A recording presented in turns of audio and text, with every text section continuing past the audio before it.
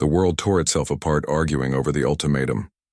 Taman watched the broadcast from inside the biodome, witnessing humanity's response to the choice he'd forced upon them. Some nations called for immediate acceptance. Others prepared for war. Most were paralyzed by indecision and fear. On the third day, the evidence of secret experiments was leaked online. Videos of test subjects screaming as their bodies tried to adapt to the forced bonding with the abyssal gel. Images of corpses twisted into shapes that barely looked human anymore. Dozens of people had been sacrificed in these attempts to weaponize what had happened to Taman. The public outcry was immediate and fierce. Protesters filled the streets demanding accountability, but they were divided on what should happen next. Some wanted peace with the abyssal ones. Others wanted the experiments to continue until humanity had its own architects to command. Inside the biodome, Taman felt every death through his connection to the gel. Each failed subject had carried a fragment of the abyssal consciousness, enough to feel their pain as they died. It was like losing pieces of himself over and over again. "You need to rest," Subin said, checking his vital signs. "The strain is killing you. Your body may have adapted to the ocean, but your mind is still human. You can't carry this much pain and survive." "If I don't, who will?" Taman asked. His eyes were bloodshot and the glow beneath his skin flickered irregularly. "I'm the only bridge. If I break, everything falls apart." Su-Yeon-jung arrived at the biodome on the final day before the deadline. She was a diplomat, someone who'd spent decades negotiating peace in impossible situations. The abyssal ones allowed her entry after sensing Taman's approval. "I've been authorized to negotiate," she said, sitting across from Taman in what used to be the station's cafeteria. "But I need to know if I'm negotiating with you or with them." "Both." "Neither. I don't know anymore." Taman rubbed his temples. "They feel everything I feel. I feel what they need. We're separate but connected. Can you control them? Really control them, not just influence? Would you want me to? If I could override their will completely, wouldn't that make me the tyrant everyone fears I'm becoming?" Su-Yeon considered this. Fair point. But the governments need assurances. They need to know that accepting this coexistence won't lead to humanity being dominated or replaced. The abyssal ones don't want to replace humanity. They want to help us. But they also won't allow us to experiment on their genetics like we're trying to crack a computer code. To them, that gel is sacred. It carries the memory of their creators. And what do you want, Taman? Not as the architect, but as a human being who had his entire life ripped away. The question hit harder than Taman expected. What did he want? He'd lost his humanity, his career, his future.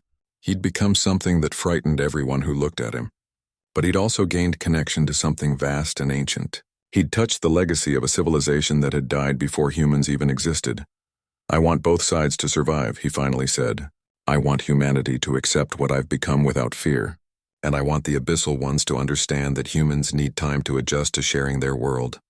Then help me give them that time. Present a proposal that both sides can accept." Together with Hyun-woo, Bo-ra, Woo-jin, and Haewon Shin, the research director who'd been documenting everything, they crafted what they called the Covenant of Depths. It was a framework for coexistence built on mutual respect and controlled integration. The key points were simple but revolutionary. The abyssal ones would share their technology and knowledge freely through designated liaison points. Humans who volunteered could undergo the bonding process, but only after extensive screening and under medical supervision. The transformation would be gradual and reversible in early stages. Most importantly, no one would be forced to change. Humanity could remain fully human if it chose.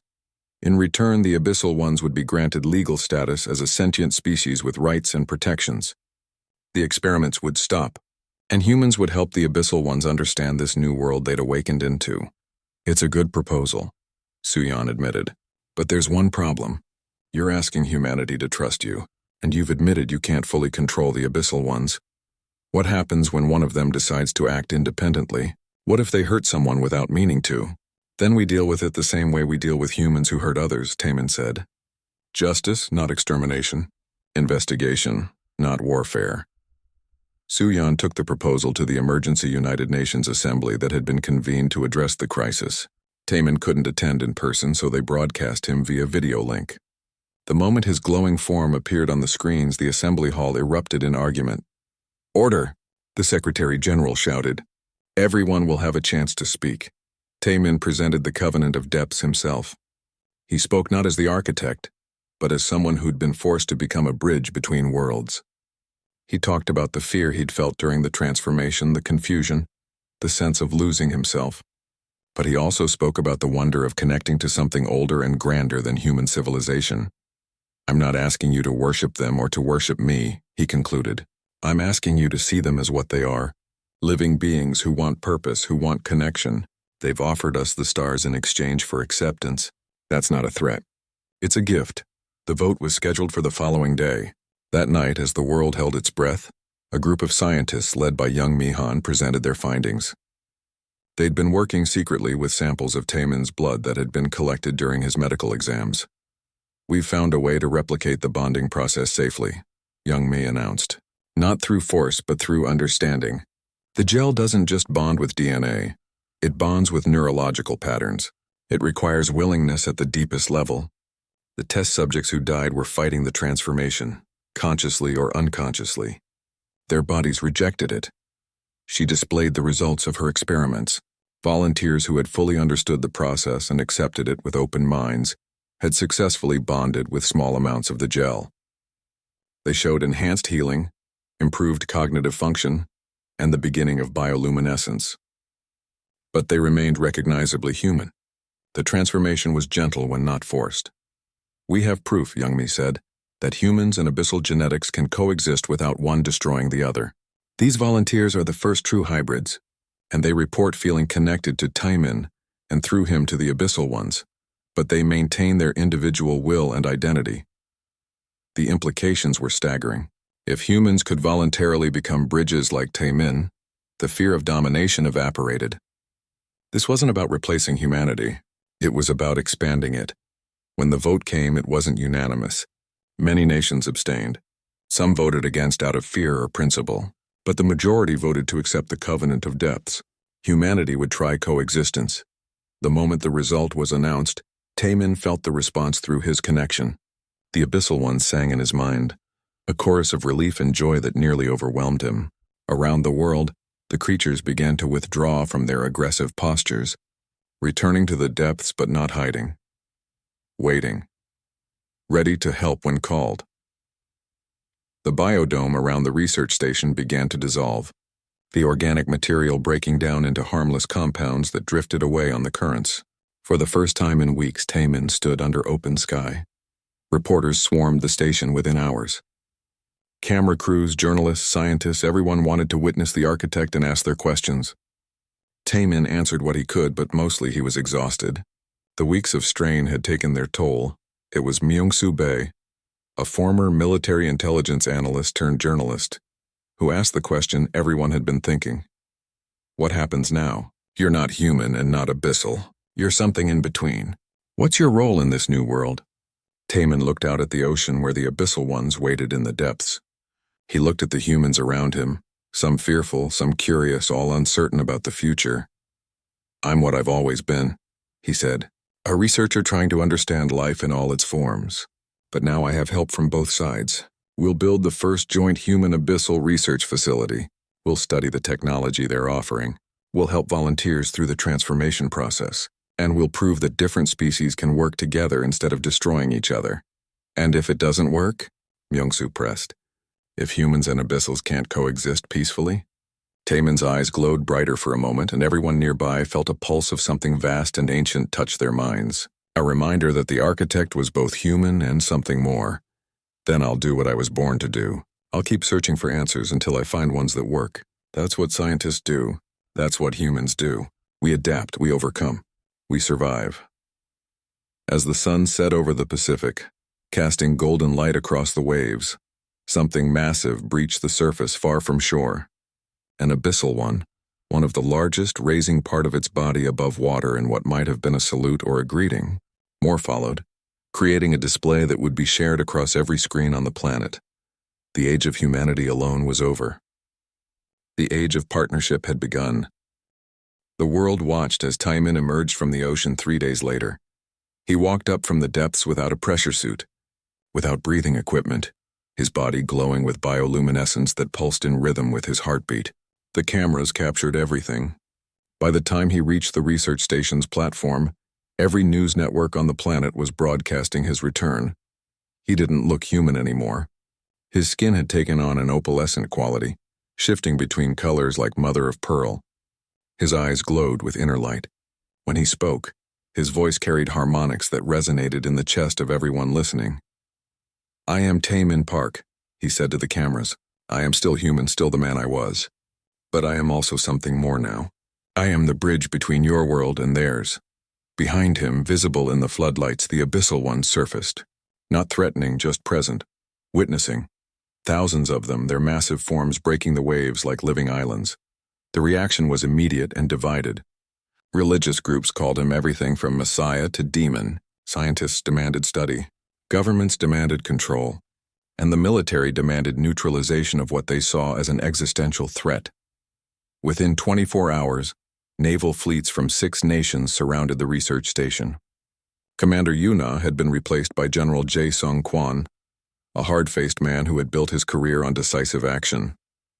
"You're harboring a security threat," Jae-sung told the research team via video link. "We're prepared to evacuate all personnel and secure the asset by force if necessary." "The asset has a name," Hyunwoo shot back. "And he's not a threat. He's trying to prevent a war. By becoming the enemy's leader, that makes him even more dangerous." Taemin watched this exchange from a room they'd given him. It wasn't quite a cell, but there were guards at the door. They were afraid of him now, even the people who'd been his friends. He couldn't blame them. He was afraid of what he was becoming too, but not everyone feared him. Sung-ho and Yoonji Choi, a marine biologist who'd been quiet throughout the crisis, came to his room that night. They had made a decision. "We want to stay with you," Yoonji said. "Whatever happens next, wherever you go, someone needs to help you figure out what you're becoming." "It could be dangerous," Taemin warned. "Everything about this is dangerous," Sung-ho replied. "But running from it won't help. You need people who understand both sides, human and abyssal." Their loyalty touched something in Taemin that he'd thought the transformation had burned away. He wasn't alone in this. He had allies who saw him as more than a threat or a resource.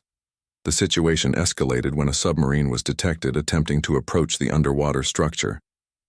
The abyssal ones responded immediately, forming a barrier around it. But this time one of the creatures did more than block. It grabbed the submarine and held it, not crushing it but preventing any movement. "They're learning," Bora observed from the command center. "They're understanding military tactics and responding accordingly." "Or Taemin is teaching them," Jae-sung said over the comm. "Which proves he's too dangerous to leave free." "I'm not teaching them anything," Taemin protested. "They're adapting on their own. They're intelligent, not mindless drones. Then that makes them even more dangerous. We're moving to contain you within the hour." But the abyssal ones had other plans.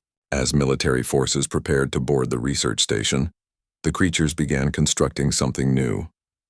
Using the same coral-like material, they built a dome around the entire station, encasing it in a protective shell that grew from the ocean floor to 100 feet above the surface. The construction took less than an hour. When it was complete, the research station sat inside a massive biodome, cut off from the outside world. The walls were translucent, allowing light through but impenetrable to weapons or boarding craft. The military tested it with everything short of nuclear weapons. "Nothing made a dent. You've taken hostages," Jae-sung accused. "Everyone in that station is now a prisoner." "No one is a prisoner," Taemin replied, though he wasn't sure that was true anymore. "The abyssal ones are protecting me. They sense the threat and they're responding to it. I'm trying to make them understand that not all humans are hostile, but it's difficult. Their programming is strong. Programming, so you admit they're designed for war. They're designed to protect their architect. That's different. If you stop treating them as enemies, they'll stop acting like defenders." The standoff continued for weeks. Inside the biodome, life took on a strange new rhythm. The abyssal ones provided food, fresh water that they somehow filtered from the ocean, and power generated from thermal vents. They were caring for the humans the way one might care for pets or children. It was Woojin Park, a marine scientist who'd been advocating for peaceful contact, who discovered the real treasure. The abyssal ones were sharing technology. They would approach the dome's inner walls and secrete complex organic structures. When analyzed, these structures turned out to be compressed information storage devices containing detailed schematics. "This is incredible," Woojin said. his hands shaking as he examined the data. They're showing us how to build fusion reactors using biological processes, how to clean pollutants from water using modified organisms, how to generate limitless food from algae farms that need minimal space. They're trying to prove their worth, Bo-Ra realized, showing humanity what they can offer if we accept them. But not everyone saw it as a gift. On the surface, corporations fought for the rights to the technology. Governments argued about who had authority over first contact protocols. Religious leaders debated the theological implications of accepting help from creatures that seemed to worship a human as a god. The situation came to a head when news broke of secret experiments. Several governments had attempted to recreate Taiman's transformation using samples of the GL that had been collected. The results were horrific. Test subjects died in agony as their bodies tried and failed to adapt. The gel was too complex, too specific to be replicated without understanding its exact bonding mechanism. When the Abyssal Ones learned of these experiments through their connection with Taiman, their reaction was visceral. For the first time since awakening, they showed genuine anger. Creatures around the world emerged from the depths, moving toward population centers in what looked like preparation for attack. Taiman felt their rage like a fire in his mind. They called the failed test subjects broken children. Humans had tried to create false architects through torture and ignorance. The Abyssal Ones would not allow this sacrilege to continue. "Stop," Taiman commanded, broadcasting the thought with all his will. "Violence will only make things worse." They acted from ignorance, not malice. The Abyssal Ones hesitated but didn't retreat. In his mind, Taiman felt their response. The architect must be protected. The work must be preserved. No more broken children, and then came the ultimatum. Through Taiman, the Abyssal Ones delivered their message to humanity. They would share their knowledge and technology freely. They would help humanity solve its greatest challenges, but only if humans agreed to 3 conditions. 1. No more experiments attempting to recreate the architect. The bonding process was sacred and could not be forced. 2. Humans must recognize the Abyssal Ones as living beings with rights, not resources to be exploited. 3. Any human who wished to join their society voluntarily could do so, with full understanding of the transformation it would require. Humanity had 72 hours to decide. Accept coexistence or face the consequences. Nobody said what those consequences would be. But with millions of Abyssal Ones now active in every ocean on Earth, the implication was clear. They had the numbers and the advantage of environment. A war would be devastatingly one-sided. Inside the biodome, Taiman collapsed from the strain of channeling such a powerful message. Seung-ho and Yunji carried him to his quarters. "Did we just declare war on humanity?" Gunji asked quietly. "No," Taiman whispered, his voice hoarse. "We gave them a choice. That's more than they were giving us." But as he lay in the darkness, listening to the pulse of the Abyssal Ones singing through his transformed blood, Taiman wondered if he'd just made the situation better or infinitely worse. The countdown had begun. In 72 hours, the world would have to decide what kind of future it wanted. One of cooperation or one of conflict. And Taiman, caught between 2 species, would have to live with whatever choice they made. The creatures built him a temple in 3 days. Taiman watched through the observation windows as they worked. They didn't use tools or machines. Their bodies secreted a substance that hardened into something like coral, but stronger than steel.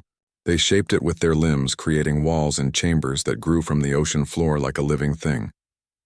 The structure was massive, easily the size of an office building, and it glowed with the same blue light that now pulsed constantly beneath Taiman's skin. The other researchers watched in silent awe. Even Dong-hyun had stopped talking about profits. What they were witnessing went beyond anything humanity had achieved. "It's beautiful," Ji-won whispered. "And terrifying," she was right. The beauty couldn't hide the implications. These creatures were capable of construction, organization, and purpose. They weren't simple animals. They were something far more complex, and they were building this monument for one reason. For him, that night the dream started. Taiman found himself walking through an underwater city that shouldn't exist. The architecture was alien but somehow familiar, all flowing curves and organic shapes. Beings moved through the streets, humanoid but not human. Their skin shimmered with the same bioluminescence he now possessed. He watched them working alongside the creatures, the ones he now knew as the Abyssal ones. There was no fear between them, only cooperation. The humanoids would gesture, and the Abyssal ones would respond, shaping matter with their bodies, creating technology that blurred the line between machine and organism. Then the vision changed. The sky darkened. The water itself seemed to scream. The humanoid beings gathered in great chambers, their faces filled with sorrow. They were leaving, abandoning their creation. But before they left, they seeded the ocean with something precious. The gel. The genetic legacy of everything they had been and everything they had built. A promise, a hope, that one day another intelligent species would find it and carry on their work. Taman woke gasping, his sheets soaked with sweat that glowed faintly blue. Subin was already rushing into his quarters, alerted by his elevated heart rate. "Another dream?" she asked. "It's not just a dream. It's a memory. Their memory." Taman sat up, his head spinning with knowledge he shouldn't have. They were called the Architects. They came from somewhere else, another world.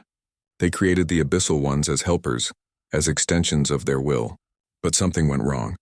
They had to leave, and they left their creation behind, dormant, waiting. Waiting for what? For someone to bond with the gel. Someone with the right genetic markers. Someone who could become the new architect. Subin stared at him. "You're saying you were chosen? That this was always supposed to happen? Not chosen. Compatible. The gel was designed to bond with any sufficiently advanced intelligent species. We just happened to be the ones who found it first." Over the following days, Taman's transformation accelerated. His skin took on a permanent shimmer. His eyes became reflective in the dark. He could hold his breath for over an hour, and when he finally breathed out, the air glowed. His mind processed information faster than any computer the station possessed. But the most disturbing change was the connection. He could feel the Abyssal ones now, not just when they were close but all the time. Their presence hummed in the back of his mind like a choir singing in a language he was only beginning to understand. Bora spent hours questioning him, documenting everything. "Can you communicate with them? Give them orders?" "It's not like talking," Taman explained. "It's more like broadcasting emotions and intentions. When I want them to stay away, they feel it and respond. When I'm curious about something, they try to show me." "Then you do control them?" "No, I influence them. There's a difference." He paused, struggling to explain something he barely understood himself. "They have their own will, their own thoughts.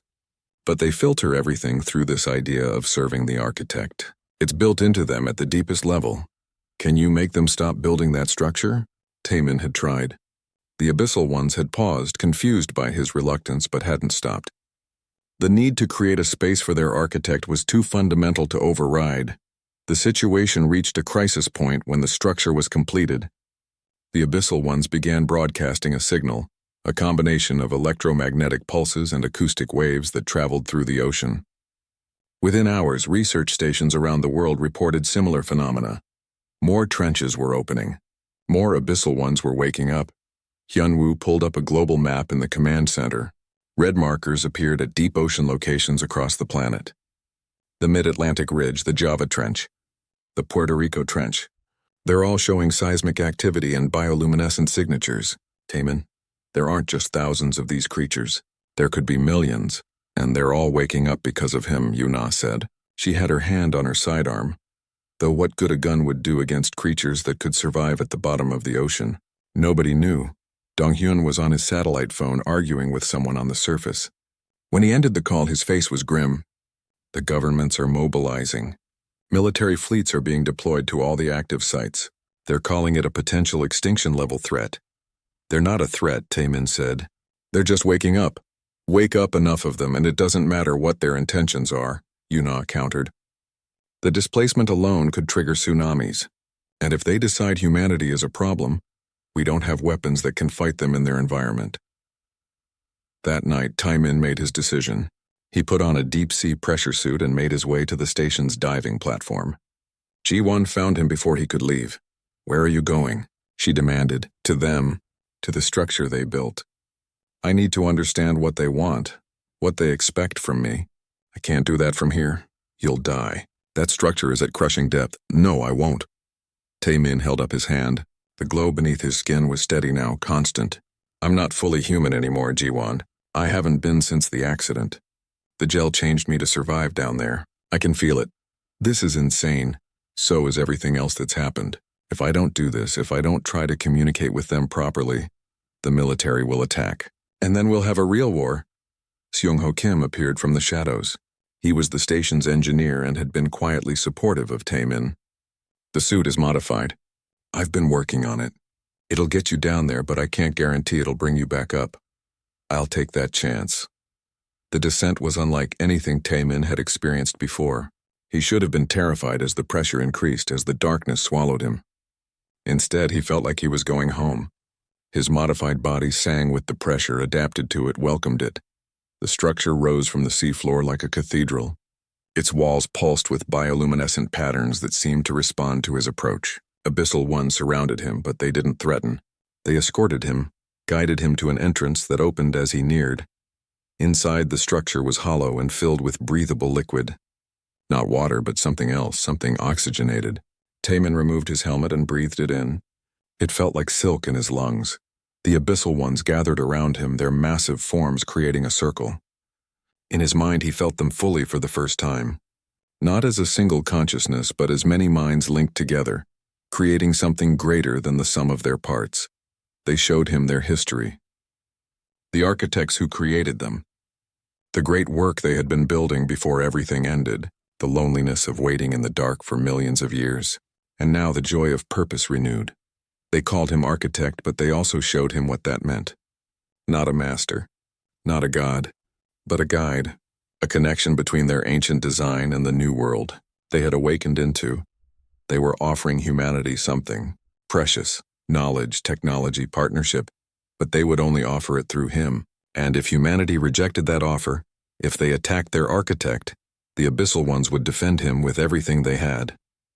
The choice was his. Become what they believed him to be, or watch as two civilizations went to war over a misunderstanding. In the glowing darkness of that alien temple, surrounded by creatures that had waited millions of years for this moment, Tae-min realized he had already made his choice. He was the architect now, for better or worse, and he would have to find a way to make both his peoples understand each other before it was too late. The changes came slowly at first, then all at once. 2 weeks after the incident, Tae-min sat in the medical bay while Soo-bin ran her 5th round of tests. Each time, the results became more impossible to explain. His body temperature had dropped to match the deep ocean waters.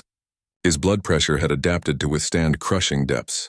Most alarming of all, his brain scans showed neural pathways that hadn't existed before, growing like vines through his mind. "You're producing light," Soo-bin said, watching her instruments with disbelief. "Actual bioluminescence. Your skin cells are generating the same compounds we find in deep-sea organisms." Tae-min held up his hand. In the darkness, his palm glowed softly blue. He could control it now, making the light brighter or dimmer with just a thought. It should have terrified him. Instead, it felt natural, like learning to use a muscle he'd always had but never noticed. "There's more," Soo-bin continued. She pulled up a microscope image on the screen. "Your DNA is still changing. Every day, new sequences appear. It's like something is writing code into your genetics, and I have no idea what the final result will be." "Am I still human?" Tae-min asked quietly. Soo-bin hesitated. "I don't know how to answer that." Outside the medical bay, life on the research station had become tense. The creatures from the deep surrounded them now, keeping a respectful distance but never leaving. They floated in the dark water like guardian angels, their massive forms creating shadows against the station's lights. Hyun-woo had tried to establish communication, sending out radio signals, light patterns, even mathematical sequences. Nothing worked. The creatures ignored all attempts at contact with one exception. They responded to Tae-min. Whenever he approached a window, they drew closer. When he moved away, they retreated. It was as if they were waiting for permission to approach, like faithful dogs waiting for their master's command. The situation attracted attention from the surface. Within days, corporate representatives and military officials were demanding answers. Dong-hyun Nam, an executive from the company funding the research, arrived at the station with a team of lawyers and scientists. "This is a breakthrough," Dong-hyun said, examining Tae-min like he was a specimen in a jar. "Whatever happened to you could revolutionize medicine, genetic engineering, even space exploration. Imagine soldiers who can survive any environment. Workers who can operate in the deep ocean or on hostile planets. I'm not a product, Taemin said firmly. No, but your DNA is. And according to your contract, anything discovered during this expedition belongs to the company. Before Taemin could respond, Commander Yuna Song entered the room. She was military, a special forces officer sent to assess potential threats. She looked at Taemin with cold, calculating eyes. The creatures respond to him, Yuna said. That makes him dangerous. What if he orders them to attack? What if they're already listening to him without his knowledge? I can't control them, Taemin protested. I don't even understand what they want. Then we need to find out, Yuna replied. Under controlled conditions. In a secure facility. On the surface. You mean a prison, Ji-won said, stepping between them. The young engineer had become protective of Taemin since the accident. He's not a threat. He's a victim of a geological accident. An accident that created something unprecedented, Dong-hyun countered. The question isn't whether we study him. It's whether we do it here or somewhere more appropriate. The argument escalated quickly. Scientists, corporate representatives, and military personnel all had different agendas. In the chaos, no one noticed Taemin slipping away until he was already gone. He found himself in the observation deck, the darkest part of the station. Through the reinforced glass, he could see them. The creatures. Hundreds of them now, maybe thousands, all waiting in the abyss. As he watched, images began flooding his mind. Not his memories, but something else. He saw vast underwater cities made of living stone. He saw beings that looked almost human but weren't, working alongside creatures similar to the ones outside. He saw a sky that wasn't Earth's sky, with 2 moons hanging above an alien ocean. The visions came with emotions. Loneliness, loss, purpose. You're remembering, a voice said behind him. Taemin turned to find Bo-Ra Han, the chief scientist. She was older than the others, with silver hair and eyes that had seen decades of mysteries. She approached slowly, carefully, like one might approach a spooked animal. Remembering what? Taemin asked. Those aren't my memories. No, they're theirs. Bo-Ra gestured to the creatures outside. I've been studying the gel samples we recovered. It's not just an organism, Taemin. It's a storage medium. Like DNA, but infinitely more complex. It contains information, memories, possibly the entire history of whatever civilization created it. Created it? You think this was made? Bo-Ra nodded. Nothing this sophisticated evolves naturally. Someone engineered those organisms and that gel. They seeded it into Earth's oceans millions of years ago. And it's been dormant all this time, until you. Why me? Because you have the right genetics, the right brain structure. I think the gel was designed to bond with intelligent life, to pass on knowledge and technology. Those creatures out there, they're not attacking us because they recognize you as something they were programmed to serve. Taemin looked back at the creatures. As he did, one of the largest moved closer to the window. It pressed multiple limbs against the glass, and Taemin felt that presence in his mind again. But this time it was clearer. He could almost understand it. They were calling him the architect, the first maker, the one who would wake them and give them purpose. They think I'm their creator, Taemin said in wonder. But I'm not. I'm just a man who got unlucky. To them, you're more than that. The gel bonded with you, which means you carry the signature of their creators. In their eyes, you are the architect reborn. The implications hit Taemin like a wave. If they believe that and I can't control them, what happens when they decide to act on their own? What if they think they're following my will even when they're not? Before Bo-Ra could answer, alarms shrieked through the station. Hyunwoo's voice came over the intercom, tight with fear. They're moving. All of them. They're surrounding the military submarine that just arrived. Taemin ran to the command center with Bo-Ra close behind. The monitor showed a nightmare scene. A submarine had approached the station, probably carrying more military personnel. The creatures had swarmed it, not attacking but preventing it from advancing. Their massive bodies formed a living wall. They're protecting you, Yuna said, watching the screens. They see the military as a threat. I didn't tell them to do this, Taemin said desperately. It doesn't matter. They're responding to you anyway. Your fear, your stress, they can sense it, and they're acting on it. On the monitor, one of the creatures gently pushed the submarine away from the station. It wasn't violent, but the message was clear. Nothing would be allowed to threaten their architect. Taemin closed his eyes and tried to focus. If they could sense him, maybe he could sense them back. He reached out with his mind, trying to project calm, safety, peace. The creatures stopped moving. They didn't leave, but they released the submarine, allowing it to retreat. "How did you do that?" Hyunwoo asked. "I don't know," Taemin admitted. His head was pounding and his veins glowed brighter than ever. "But I think I'm connected to them now. Really connected. And they're not going to let anyone take me away." Donghyun looked at him with renewed greed. Yuna looked at him with renewed fear. And in the dark water outside, thousands of ancient creatures waited for their architect to tell them what to do next. The bathysphere descended into darkness so complete that Taemin Park felt like he was falling into nothingness itself. Outside the reinforced viewing port, the waters of the Mariana Trench pressed against the hull with enough force to crush a building. The only light came from the vessel's external beams, cutting through the black water like knives through silk. 15,000 meters. Hyunwoo Choi's voice crackled through the radio. He was monitoring from the research station far above. "You're deeper than anyone has ever gone, Taemin. How does it feel to make history?" Taemin smiled despite his nervousness. "Ask me when I'm back up there with you." He had spent 3 years preparing for this moment. 3 years studying extremophile organisms, creatures that survived in conditions that should kill anything living. Down here, there was no sunlight, no warmth, and pressure that could turn steel into powder. Yet life existed. Life always found a way. The bathysphere's robotic arms extended, collecting samples from the seafloor. Strange white crabs scuttled away from the light. Tube worms swayed in currents that moved like breathing. Taemin recorded everything, his excitement growing with each new discovery. Then the ground moved. At first he thought it was his imagination. But the instruments didn't lie. The seafloor was shifting, rising in some places and falling in others. Small rocks tumbled in slow motion through the water. "Hyunwoo, I'm detecting seismic activity. It's getting stronger. We see it too. Get out of there now." Taemin reached for the ascent controls, but the shaking intensified. Through the viewport, he watched in horror as the ocean floor split open like a wound. The crack was massive, wider than a highway, and from its depths poured something he had never seen before. It looked like glowing blue gel, thick and luminous.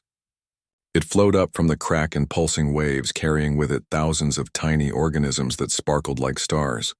They moved with purpose, swarming toward his bathysphere as if drawn by a magnet. "What is that?" Jiwon Lee's voice joined the radio channel.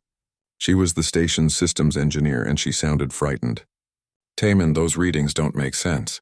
Those organisms shouldn't exist." The glowing substance reached his vessel. It didn't just touch the hull. It seemed to taste it, spreading across the metal like exploring fingers. The bathysphere's lights flickered. "I'm losing power," Taemin said, trying to keep his voice calm. "The gel is interfering with the electrical systems."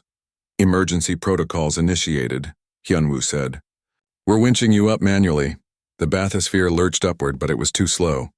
The crack in the seafloor was still spreading, and more of the glowing gel poured out. The pressure wave from the geological shift hit the vessel like a hammer. Metal screamed. Rivets popped. Water sprayed into the cabin from a dozen new holes.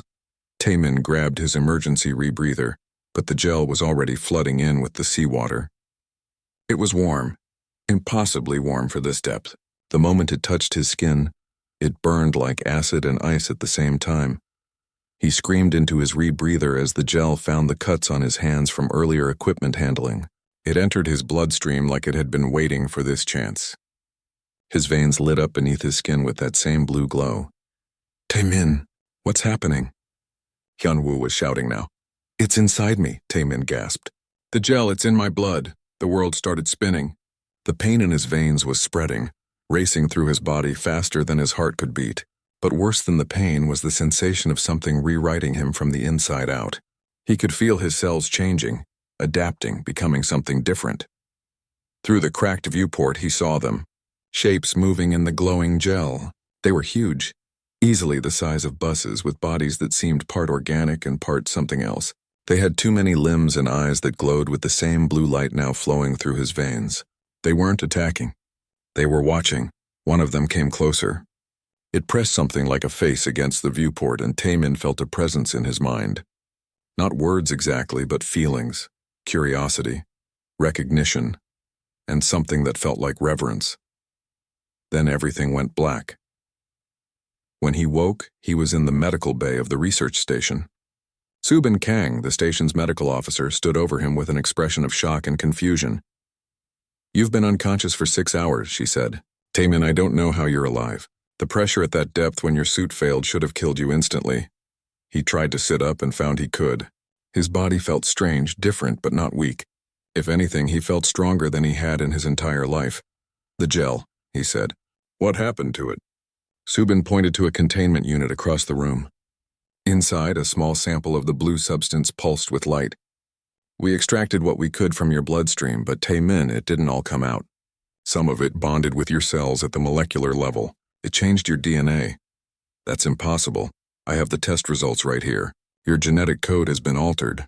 There are sequences in your DNA now that don't match any known life on Earth." Taemin looked at his hands. In the dim light of the medical bay, he could see a faint blue glow beneath his skin, following his veins like a road map. When he concentrated, the glow grew brighter. "What am I?" he whispered. Before Subin could answer, every light in the station flickered. The emergency alarms blared. Bora Han, the chief scientist, burst into the medical bay. "Something is happening," she said, her face pale. "The sensors are picking up movement all around the station. Hundreds of them, maybe thousands. They're coming from the trench. What's coming?" Taemin asked, though part of him already knew the answer. "Those creatures you saw, they're rising, all of them, and they're surrounding us." Taemin moved to the window and looked down into the dark water. Far below he could see lights, thousands of blue lights ascending from the depths like stars rising from the earth. The creatures were coming, and somehow he knew they were coming for him. In his mind, he felt that presence again, that sense of recognition and reverence, but now he understood what it meant. They weren't just curious about him. They thought he was their creator, their god, the one they had been waiting for across millions of years, and they were finally coming home.